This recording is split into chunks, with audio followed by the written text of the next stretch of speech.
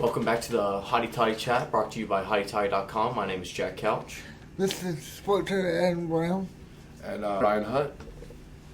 Today we're going to talk about baseball and basketball and the Super Bowl. Is pretty much what topics we're going to be looking at. I'm really excited to talk about some baseball for this upcoming week. Well, looking at what's coming up this week with baseball, I mean, it's coming off a national championship run last year, and you have so much returning back from that to where you just have a great team coming back, just filling out a couple of players who left. Exactly, and I'm very excited to see all these players come back and see how they're going to perform, especially under new leadership. I'm excited to see who's going to start, who's going to be showing up first week. I'm thinking that Johnny is going to be out there, and Gonzalez is going to show up as a big bat this week. Delaware's no joke. I mean, they're a good out-of-conference team, and it's a good standing ground to see how we're going to do getting back. Not only that, we had kids wait outside for over 96 hours this weekend. They lined up Tuesday at 9 a.m. for a run that happened at Friday at 1 p.m. And I was one of those unfortunate kids that sat outside I personally sat outside for 52 hours, so just a little bit of fun. But it was raining and pouring, and it was a lot of fun out there. So I mean, for both of y'all actually both did this. Mm-hmm. So, Ryan, what did you think about the whole aspect of just waiting outside for a seat? I mean, so I was there, the year before we won the national championship, and it was awesome. It was fun. But I think, coming off a national championship, there's just an energy around the campus, and there's an energy around the building just waiting to see, what's going to happen. I think, made a great point. Gonzalez and Chanier, they have some big shoes to fill with Elko and guys like that gone. And, what's Hunter Elliott going to do? But I think the real thing is, what are these young guys going to do? Who's going to step up and fill that role? And, you got a guy who's one of the best pitchers in the nation in the new class, Sam Takoyan out of Fresno, California. And what's he going to do coming out of the bullpen for Mike Bianco? But I think it's really interesting, and I think you got a great energy around the campus, and everyone's just really excited to see what the Rebs are going to do during this baseball season. yeah, and even talking about turnout for the baseball season, we had it packed to all of left field was completely tinted up. There was easily over 500 people waiting for seats. I mean, it was crazy out there. And you run as normal. It was a very interesting way they did it this year. They actually did it to where you got banded for 50 groups at a time. So you had 50 people, one group, second group was 50, and the third group was 50, and it went down the line. Previous years, it hasn't been like that. It's been very free-for-all, throwing punches. You're going to get your seats. I mean, that's just how it's going to be. But this year was nice that they actually had a game plan for it. Yeah. And that they were able to corral the students more than they usually have, especially around the hype of a national championship. Well, going off of that, do y'all see a fact of, all the seats were taken? Every during seat was that time, or were people able to come later in the day? No. Every seat was taken. So I was in the third group in, and my buddies were in the fourth group in. So I ran out there to tell you my story. I went in the third group. I was in the front line. I mean, I'm sprinting. I get an area that not a lot of people want. I like far and right field. I want to be near the foul pole. It's where I've always sat. It's a group that I always want to be with. And I was able to near the bullpen. Yeah, exactly. Yeah. Right above the bullpen is where I am. Yep. So I wanted to be the back row. I could put my tent, my grill, and hang all that stuff up. And my friends came the next one. We set all our stuff up. It was all the way back to the gate on the back. I've never seen that. And in the front of us, all the way down, there's supposed to be a walkway where you can make way through chairs. There was no walkway this year. There was no spot to put a chair by the time the run was over. We barely put a tent out there. I mean, that's just 4 poles in the ground. It was insane. Yeah, no, I was in the fifth group, and it was just mayhem trying to find a seat. We were out there with our fraternity and trying to get seats, enough seats where everyone could go. And it was just when our group went in, it was just mayhem because a lot of seats were, like you said, a lot of seats were already taken.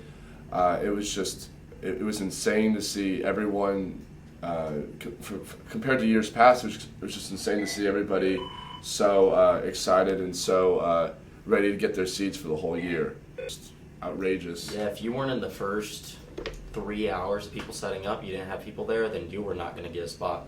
I know people in my fraternity that set up that Wednesday night at 2 o'clock in the morning, right after the rain, and they didn't even get a spot to sit in. Yeah. And that's just how crazy this fan base is, especially coming after a national championship.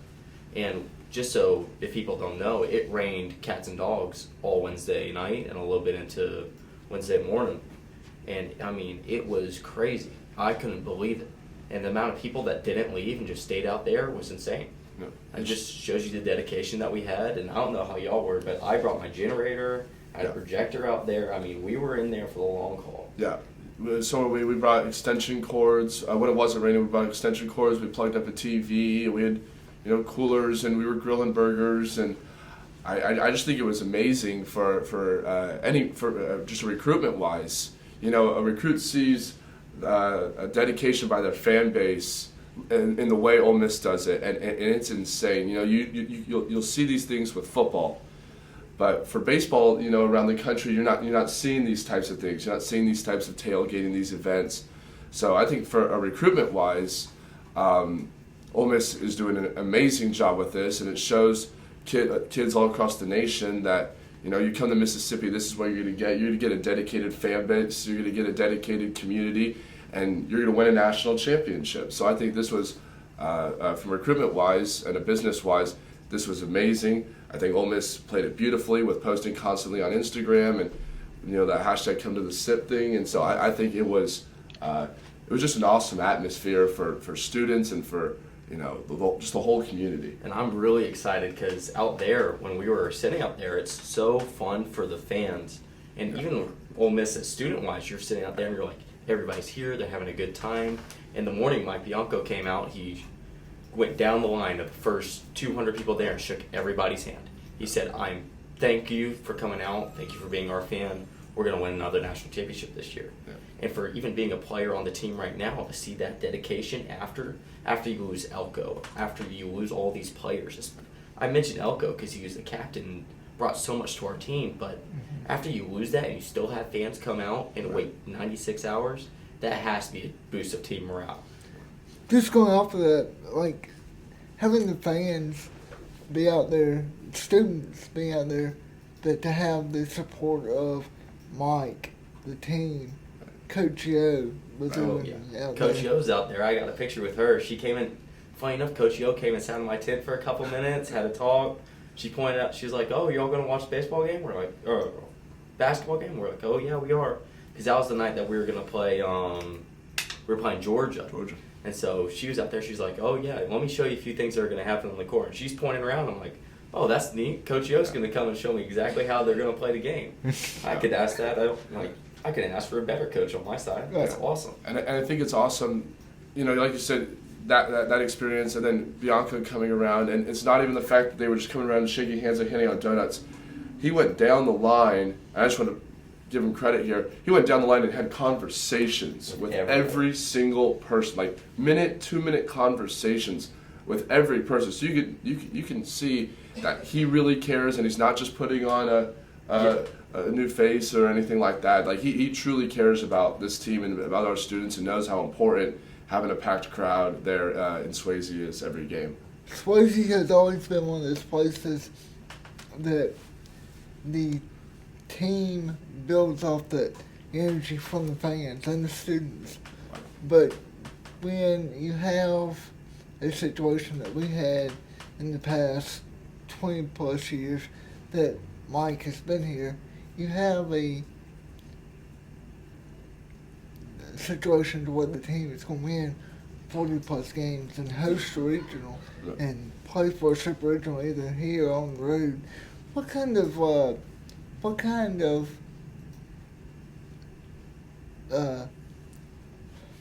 situation does that make for opposing teams coming into Oxford and Ole Miss? Now, opposing teams, I don't know how often you've been out there, but I've been out there, and I sit in the right field for a reason. I am all the way behind the bullpen. If you look on, you look on TV, we're right there, and that player's right there. And some students will do their homework, and it's a tough place to play. It's got to be intimidating for everywhere, but Starkville. Starkville has that energy around them. They have that team. Even LSU does as well. Mm. Same with Tennessee. Those are about the 4 teams I'd say it was comparable to come into our stadium. But you got to look at a team like Delaware with a small student base coming into our stadium. They're going to be – this is the prime time for them. And it's going to be worrisome. Like they're going to have a hard time, I think, adjusting. And people do have a hard time adjusting to the stadium noise. And right now, we're basically selling standing space. I mean, it's crazy. Right. Records we're breaking, ticket sales, student attendance, students waiting out all night. There's just a hype around this team that I think nobody's going to be able to beat or, upset. It's nuts. The number of teams that we play this year, we start out with Delaware, which is going to be tough. But then you look at what we did next week when we play in Maryland here, and they had to play several Big Ten schools back to back to back. The scheduling aspect is going to be really good, building us forward into SEC play and into the tournament. Oh, I completely agree. And our strength of schedule this year is going to be, I'm trying to pull it up right now just so I can get it. But our strength of schedule this year is going to be unbelievable. Mm-hmm. I mean, we're having games like Delaware, Maryland early. Maryland's a historically great team. They are looking very good this year. And then we have Big Ten play, which is something that we don't always get all the time. Right. And then we go play Southern Miss, who was our super regional last year, which is a big team to play early in the season. Not only that, then we roll into SEC play. I mean, our strength of schedule has to be all off the chain. I mean, everybody's getting this. And you have teams that are fighting for spots in the West. Like, everybody thinks LSU is going to be winning. Mm-hmm. I could see them winning. I could see us winning. I could see Arkansas winning. Those are all 3 of the teams that I just named are playing each other at least one series. Not even SEC play before we even go to regionals. That's what the kind of strength of schedule that we have right here in the SEC West. And we're playing Tennessee, we're playing Florida, we're playing Georgia. All of those teams are going to be very good. And just having that under our belt, either home or away, it's going to be great practice for us. And I'm so excited about it being we have early good games. Students are going to be coming to games, and that's just going to build the hype even more. If we're able to perform under this pressure and back it up, who knows where we can go. We can win 4 in a row if this keeps up. Yeah, I think the main thing you got to realize is, when you're going into when we're playing at Maryland, and when we go to these SEC West teams, a lot of teams last season probably didn't think we deserved to get there. Like, we got hot at the right time, we won a national championship, yes, but a lot of teams didn't think we deserved to be there. So now we're coming in as national championships. Everyone wants to beat us. You got to think this could be a different mentality. When we walk in their stadium, much like we could compare it to football. Alabama is going to get everybody's best game. You're going to get the best of whatever team that is against Alabama. Same way against Ole Miss. We're coming off national championships. A lot of people didn't think we should be there. We proved them all wrong. And so now can we prove it again that we lost these great players, but can we prove it again that we are a national championship caliber team? And can we prove it at these schools like at Tennessee, at Florida, at Georgia? And so we'll really see what kind of team we are if we can go into Maryland and get a couple wins in there. I'm even looking at our Wednesday games right now. We are playing Southern Miss twice. Yeah. We are playing Memphis at Memphis. That is a tough Wednesday game. Yeah. I mean, Memphis is a very good team. Memphis will like Ole Miss. Memphis will throw a D1 weekend starter. Very much. And then also we play the Alcorn State Braves. Alcorn State's been a historically good team that plays against us. They are tough on our Wednesday players. Mm-hmm. And that way we can get those reps for these young guys before we go to regionals, because we're going to have to call on these pitchers. Right. We don't have as many seniors or super seniors as we did last year. We are a young team. That's just how it is. That's how baseball works. You have that magical year, and then the turnaround happens. Yep. But get those tough Wednesday games that we do, it's going to be magical that these guys are going to get these reps that they're going to have. They're going to be able to perform on the big stage. Right. Mm-hmm. Right. I mean, look at Dylan DeLucia last year. He wasn't a starter at all, and he got those Wednesday game reps, and he came in, and he's an Ole Miss hero. I mean, he is such a good, dynamic pitcher, and him to be able to perform on Wednesday games, come in late in the season on Fridays and sometimes Saturdays, sometimes even Sundays, and just perform. And then we went to regionals, and he blew up. Yeah. He figured it out. I mean, getting those reps against good Wednesday teams means the world to these programs. Yep. That's why I'm so excited. But to start changing gears, we can start talking about the Super Bowl and A.J. Brown. Yeah. Yeah. I hate that I almost predicted it right and the Eagles lost, but Yeah, God, A.J. Brown killed it. And He did. he went over on his receptions. He had 102 yards and 1 touchdown with a phenomenal catch on a dime throw in double coverage. Right. You see him have 6 receptions in double covered Kansas City. I mean, that's impressive. Number 3 passing defense in the nation. It's nuts. When Jalen Hurts threw the 46-yard reception to Devontae Smith, I thought they were going to go back to A.J. Brown over the side for the touchdown, but Jalen just ran it in. But I was hoping that A.J. would get another shot, another touchdown before the night was over. Yeah, I was really hoping. What I wanted was A.J. Brown to catch 4 touchdowns, go for 500 yards, get MVP. Yeah. That would be great.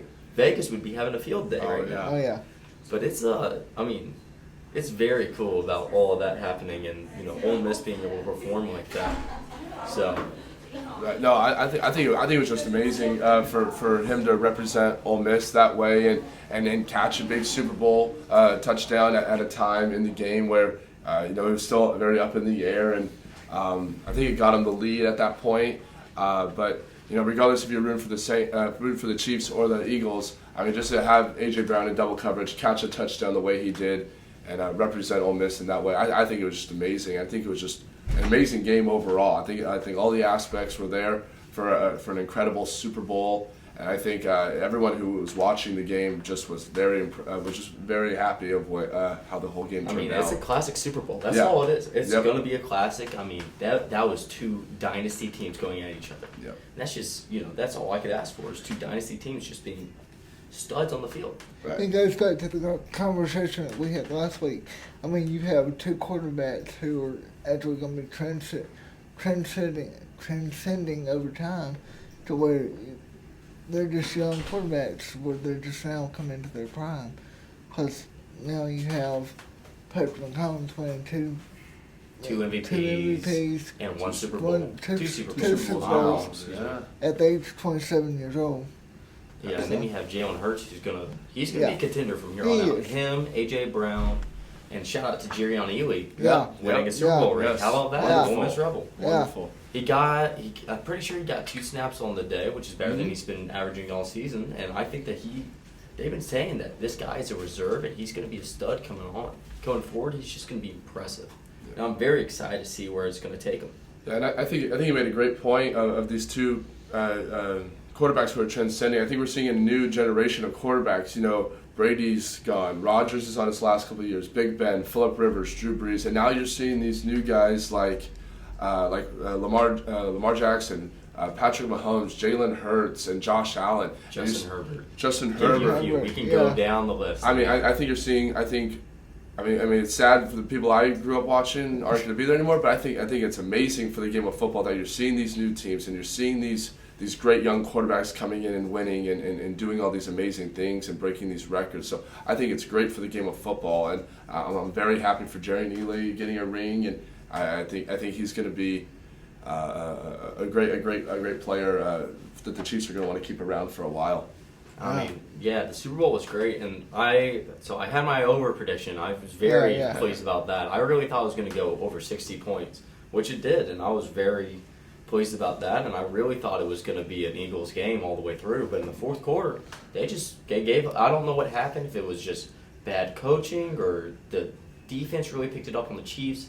It just like they gave up the game. It felt like they weren't fighting at the end. Was it that, or was it a situation of that the Chiefs defense just kind of smothered the offensive line of the Eagles? I mean, that's how it felt all game, though. They were. I mean, he had 12 pressures, 2 sacks.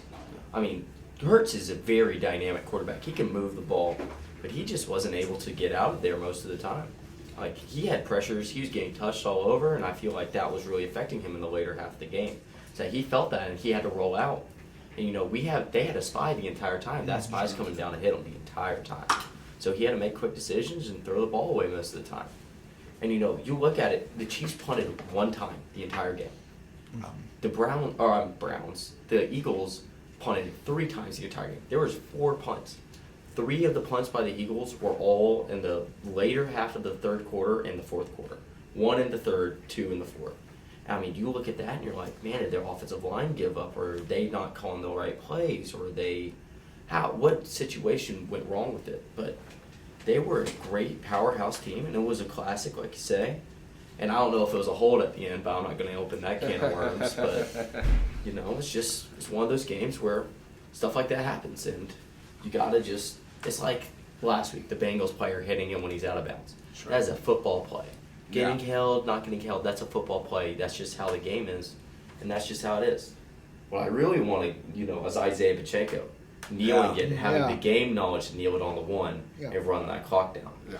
Well, that's when I was touching you. I was like, what they need to do is they just need to nail it right here, nail it one more time, kick field goal. But I was scared that they would nail it twice and then be too far back for him to miss it like he did in the second quarter. I was like, oh man. And my big bet this weekend was I really wanted them to have 4 field goals, as well as predicting. You have the doink, and then you had the Eagles had 2, and the Kansas City Chiefs had 1. So no doink, and it's the over. Yeah. I felt pretty confident about that. I mean, it's impressive that's just the way the cookie crumbles, and I was just very spot on with it. So that's just how it is, and football season's came to an end, and I'm excited for these trades to come through. Sean Payton, I'm looking ahead to see where he goes. I'm looking forward to see who the Raiders take. Aaron Rodgers looking like he's going, but he looks like he goes somewhere every season. It's going to be hard, and even if Tom Brady finishes as a Buccaneer, if they trade him to the Patriots for a day, have him retire as a Patriot. We're just waiting ahead to see how the season's going to wrap up, and we got to start looking forward to the draft. Yeah, I think Kraft said a couple days ago that he was very open to signing Brady to a one-day contract and getting him to retire as a Patriots, and I think that's a wonderful gesture. But I think, going back to the Super Bowl really quick, it's just a game of momentum. The Chiefs had it, the Eagles had it. They went into halftime, and the game changed from there. The Chiefs came out firing on all cylinders and putting pressure on Patrick Mahomes. You said the 12, pressures.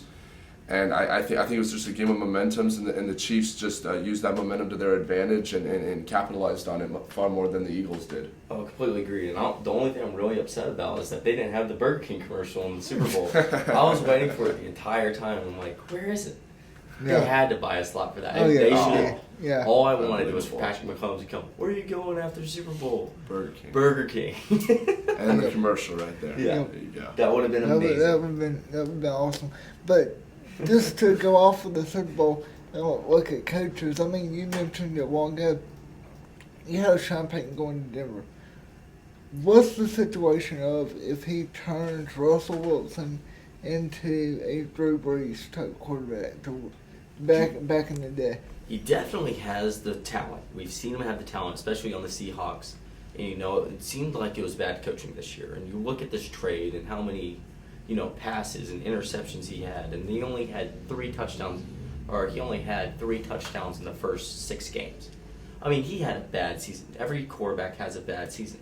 You look at Drew Brees or Matt Ryan, after their Super Bowl runs, they have a terrible season right after. Sure. And him getting traded to this new offense after 7 years with the Seahawks, I think, 7 or 8 years, he got traded to a whole new system. That's a tough thing to manage as an old quarterback. Mm-hmm. And not that Russell Wilson's that old comparatively, but compared to all the Justin Herbert, Josh Allen, Jared Goff, he's an older quarterback in the league now.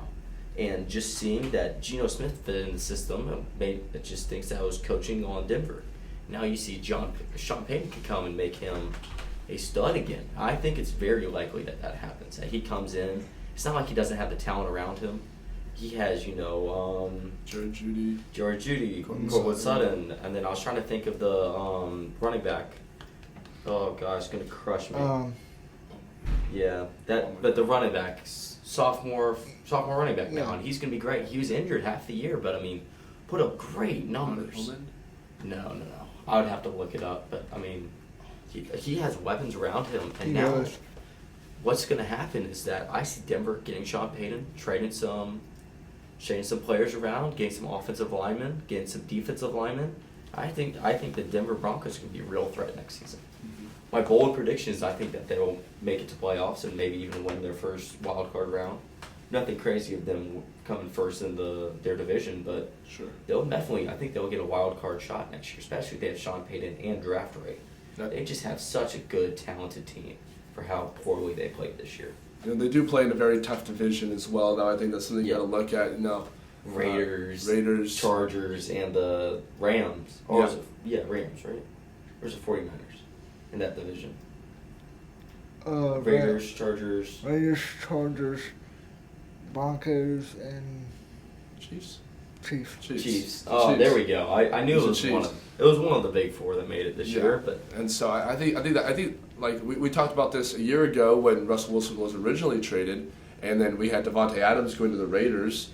Anyone in that division can win. Anyone in that division can put together wins, and I think all four of those teams are incredibly talented, and all four of those teams have a very good chance of winning. So here's a bold statement that I'm going to put out there way early. But look at the Carolina Panthers. Yeah. They have a quarterback. Matt Corral's there. Corral. He's going to be healthy. He's going to be able to put Will he up be the numbers. starter? I think he might start next year. Baker. He has a very good chance. He's a mobile quarterback. That team is a very mobile system. They're going to draft. They have a great offensive line. They've always have. That's what they're known for. That's what they're good at, is offensive line. They're going to draft him some weapons. I'd be surprised if you don't see wide receivers coming from all over the place. I think that they could take Zach Evans too. Oh, yeah. And then they both have the Ole Miss background of, we played under Lane Kiffin. We know how this mobile system's going to work. Matt Corral has a very good shot to start next year. Yeah. And the Panthers, I see drafting another rookie quarterback with Matt Corral sitting behind for a year, learning how to play. From Andy Dalton. Andy Dalton might not be known as the best quarterback, but he's one of the best 32 quarterbacks that's played in the past 2 years. Oh, yeah. Best He's very 32 is very experienced. good. He's very Very experienced. experienced. He knows what he's doing. He can watch Baker Mayfield as well. Oh, yeah. Baker Mayfield's a very run and gun quarterback. And to have Matt Corral behind there, that's a big step up. But I think he's about time to take it, and I think he's going to have a great year next year. Do you see Baker going anywhere else besides? Baker's going to stay. I think Matthew Stafford's going to coach him up a little bit.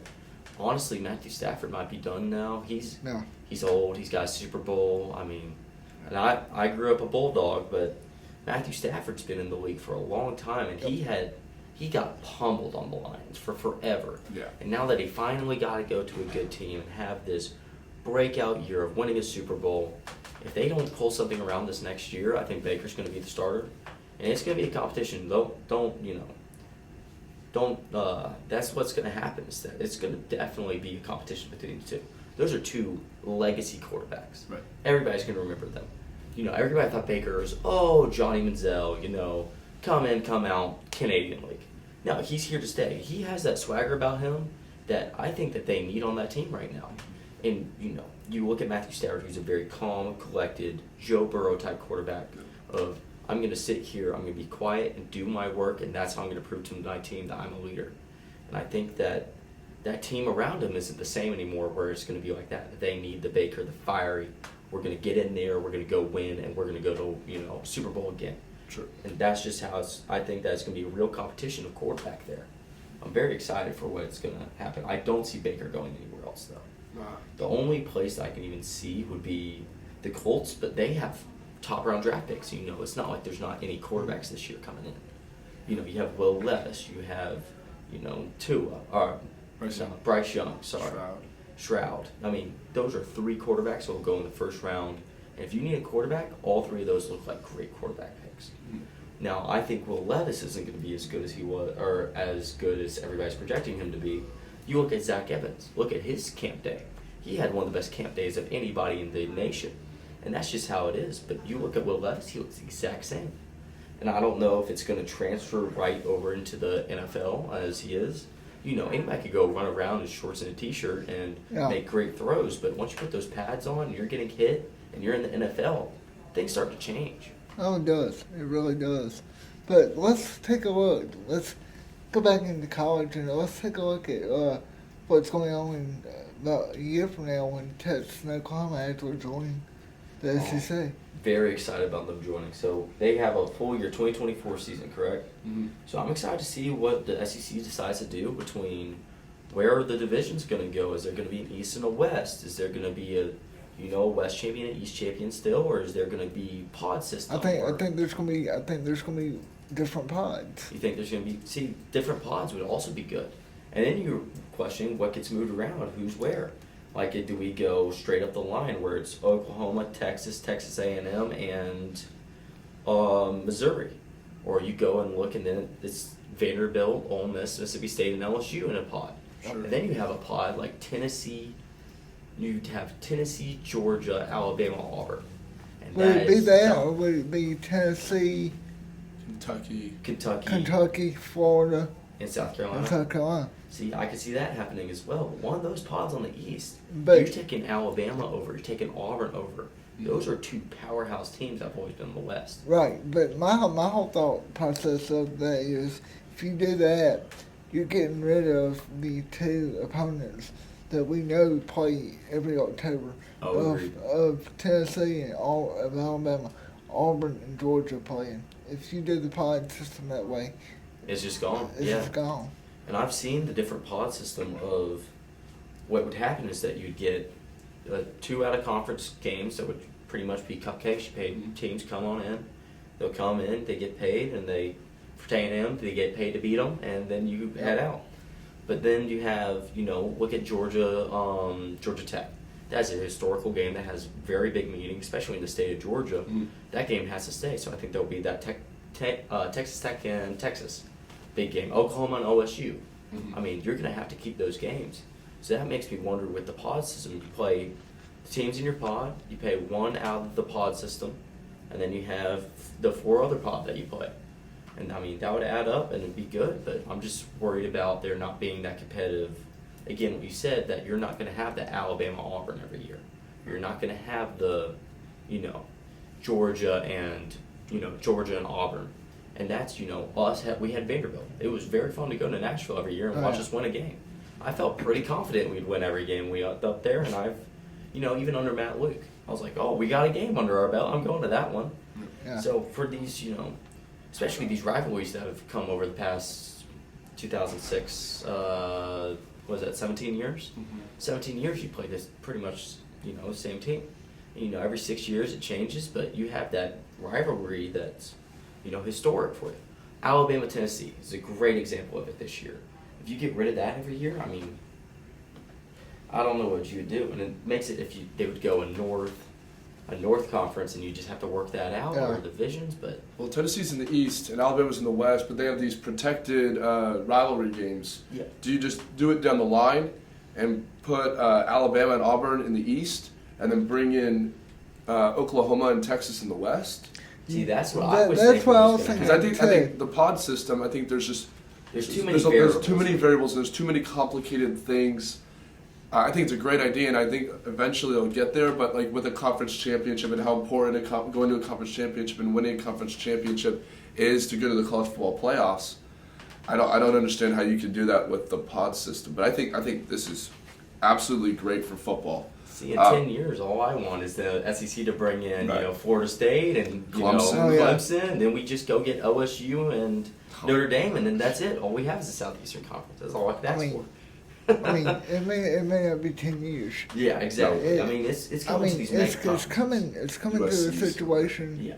of where, like, Sorry. USC and UCLA going to the Big Ten, which didn't make any sense, but whatever. But when you have like the ACC teams of Florida State, Clemson, they're fixing not make as much money as South Carolina is Yeah. on a yearly basis. You're fixing to have ACC teams leave for another conference.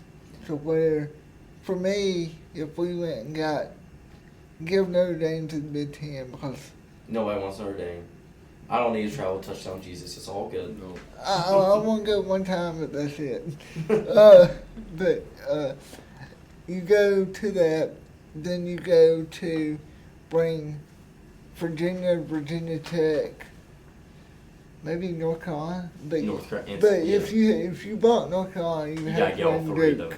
Yeah, you'd have to get even Yeah, NC State. You'd have to get. Yeah. If you buy Raleigh, you're gonna get all of Raleigh, Right. Yeah. and that's part of it. And that's one of those. And you even look at like Tulane, Georgia Tech coming back. I would be very happy to have Georgia Tech. They are a great baseball team. Oh yeah. Great academic school to have in the SEC. They even have a very good program football wise in the past couple of years. I'm very excited about them bringing in new coaches and new players. They had a hell of a recruiting class this year. They're almost beat Ole Miss's recruiting class, just to show you. And you look at them recruiting wise, and they always have a player go, hey, you're going to go to Alabama, you're going to Georgia. They have people that are there. They're treating it like a JUCO, and I think once they get good coaching there and start retaining players, they're going to be a stud. Like Calvin Johnson, one of the best recruits of all time, went to Georgia Tech. And you go and you're like, why did you go to Georgia Tech? And their recruiting process is amazing. And that's just all it is. And I could see them coming back and, bringing back Tulane, like I was saying, and all those teams just bringing this mega conference. And it could happen. And then the third way that I've been seeing going around is that you're going to have a rotation schedule where you have one team. So think about it as a big wheel, and you play a third of the wheel every year, and it shifts one space. Right. So you could go, The 3-3 shit smaller. Than Yeah, that games. exactly. That's exactly how it would go. And you'd play that team for 6 years in a row. They'd transfer out, and then you'd wait. You'd wait 3 years. 3 years and start playing them again.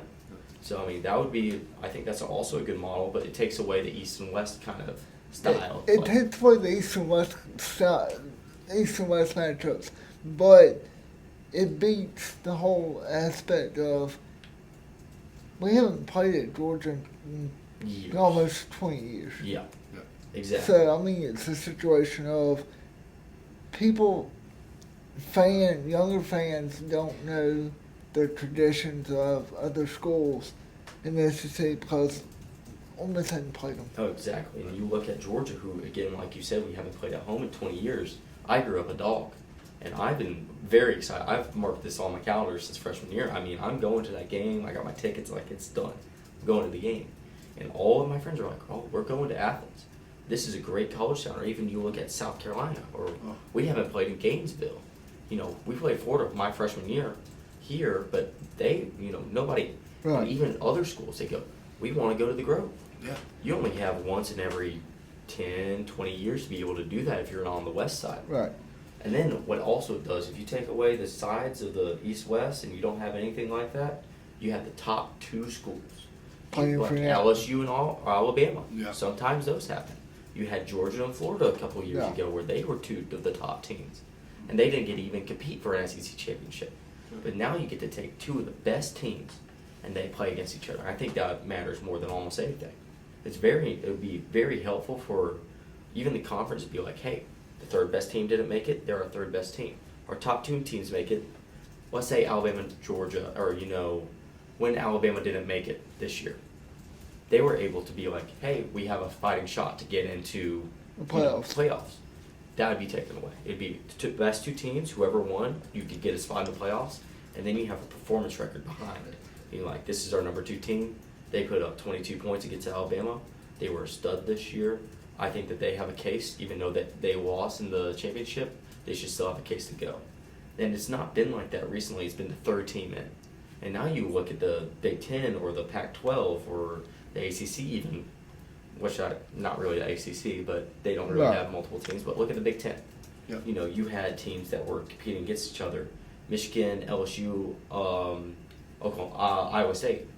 And those two, not Iowa State, Michigan State. And all those teams, the third one always gets, we should get a chance, not the second team. And now you'll have that chance of, that's our second best team. This is why they made we advocate for them. They should make that 4th spot. And I think you're just going to see more entertaining games at this point. Completely agree. We saw it firsthand this season. We saw with Texas Alabama this season. A Big 12 team playing an SEC team. Quinn Ewers doesn't get hurt, and I think Texas wins that game. And totally, so early in the season, totally shocks college football. Everything just goes out the window for Alabama at that point. But I think you're going to see more entertaining games. I think it proved that a team like Texas, a Big 12 team, can play with the SEC. It proved that the fans want to see these games. They were out there in the heat for an 11 a.m. game. I think college football. I'm not a huge fan of schools like USC and UCLA going to the Big Ten, but I think that's going to be exciting for college football fans when an undefeated Penn State goes into the Rose Bowl against a 2-loss UCLA team, or a 1-loss Ohio State team goes and plays in the Coliseum against a 1-loss USC team. And with the 12-team playoffs now, those games are going to have huge impacts. And I think for college football fans, you're just going to see more entertaining games. You're going to see more excitement. Where we're going to see a game like USC Ohio State instead of USC Washington. Yeah, not even that. You're going to have games at home. Right. Especially Exactly. the playoffs. Think about us 2 years ago, and we had Matt Corral, we had Ely, we had Snoop, we had all those major players that left our team. Sam Williams, great example as well. But it'd be home in Oxford. We'd be the 18th. Oh, yeah. And that would make such a difference. And us having those road wins and us being the third team in the SEC, take away these systems, they're the third team. They get a spot.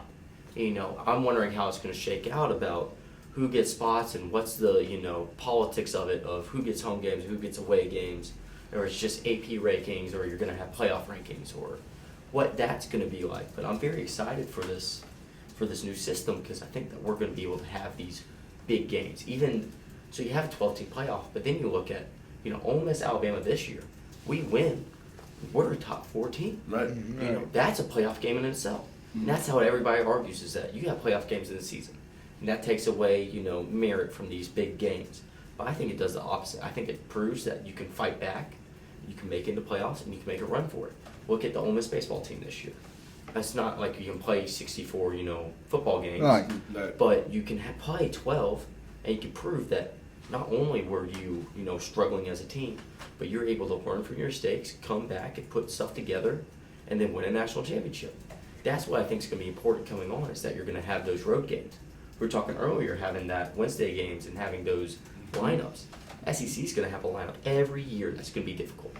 I bet you play Alabama or Georgia every year. Next year we play both, and we're going to play them away. Yep. I mean, that's a tough schedule. Oh, it is. And that's just what we're going to provide in the SEC that moves forward into this 12-team playoff, being like, hey, you might not be number 1 in the nation, but there are 4 byes, and you might make playoffs, and you might be the 3rd team in the SEC and still make playoffs and get a home game. Yeah. That's what's going to be impressive about the SEC going forward, is that we're going to be able to put teams in there and have the strength of schedule to back our teams up. I will end on this, but I also think that, going off of what y'all both said, that when you have like 3 or 4 teams in the playoffs from the SEC, with it being 12 teams now, I think the strength of schedule that you offer in the SEC will help you get there. But I also think that you have a situation to where, like Ole Miss, the amount of road wins that you can get in your strength of schedule, you might have 2 losses and make the playoffs. Oh, exactly. Because every team is going to beat every other team in the league. I mean, next year we could lose Alabama and Georgia and still make playoffs. Yeah. That could be number 1, number 2 team in the nation, and we'd still make playoffs because that's our, number 1, or let's say number 1 and number 4 Right. next year. You look at that and you're like, they're pretty good. Yeah. Like, I mean, that's a tough schedule. Right. And, we have LSU on top of that, and we have Arkansas who's looking like on the up and up. You have Vanderbilt even. And then you have State at Auburn. Then you have State even getting Mike Wright from the Commodores coming down, and he's going to back up Will Rogers and be a stud quarterback. Even the second game of the season, we go play at Tulane, coming off a New Year's 6 win against against a Heisman Trophy and a great USC team. So I think like you said, like just those road games are going to mean so much if you win them. But I think we talked a little bit ago about having even though you have 2-3 losses, you can still make it. I think a perfect example is 2021 Ole Miss. You know, you have a 12-team playoff. I think Ole Miss could go on a run Oh yeah. and win. Oh. I think this year, Alabama, people thought they should have gone in. They didn't. Alabama could have easily won the national championship easy. this year. No Completely question agree. about You it. look at them against KSU. I mean, Yeah. that Right. was a smackdown. There's no No. nice way to put Yeah. it. That's just pure domination. And they beat a good TCU team they who did. ended up beating Yep. Michigan. exactly. So, I mean, But ran into a buzzsaw when they met Georgia. oh yeah. yeah. Yeah. Yeah. Ugh. TCU could have made. I mean, TCU had a good chance to run it, and I think yeah. the problem with TCU this year is they were very, very talented. Yes. And you look at Ohio State, who's also very talented, but they've always had their blue blood. They had the coaching to back it up, and that's what they played Georgia. They played in the big games. They know what's going on. You look at TCU versus Michigan, coached very well, knew exactly what was going on. Then you're like, TCU's like, oh, we're going to the national championship. We got this. We're on the miracle run. This is what's happening. And then you look at Georgia, who's been here before, knows to get it done, knows what it is, what it feels like to lose. That's the difference between running on teams and making, the blue bloods that have been there before. That's what happened this year. But you go and you have TCU win the eighth, or doesn't go to the bye, gets in the fifth seed, wins that game, goes to beat Michigan, wins that game. You have 2 playoff games, big games under your belt going in. It might have been a different story. And I think that's just how it is. I think if your blue bloods aren't, up there, I think it's going to make all the difference in the world for these smaller. Even Ole Miss, I would count as a small team, small time. We're a blue blood in past, but in very recent years, we haven't made big runs like that. And that's what this expansion is going to give us the chance to do. We're going to be able to make runs. You look at Auburn, who gets Hugh Yeah. Freeze. They're going to, recruit out their which is Right. bad for me to say, but they're going to recruit like crazy, and it's going to be awesome. And then you even look at A&M, who's supposed to lead the way with, we're going to buy every player that comes to town. We're going to buy them all. And we learn you can't buy chemistry. And chemistry on the field is what's really going to make teams win. And that's what you're learning as you're going through is that, hey, we're here, we're going to make this all happen.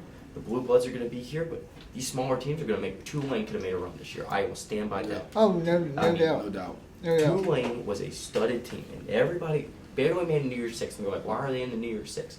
They go beat, number 5 USC, Right. who is a stud team. Not even studded. I mean, like, Well, barely did not make playoffs. Lincoln Riley did well in his first.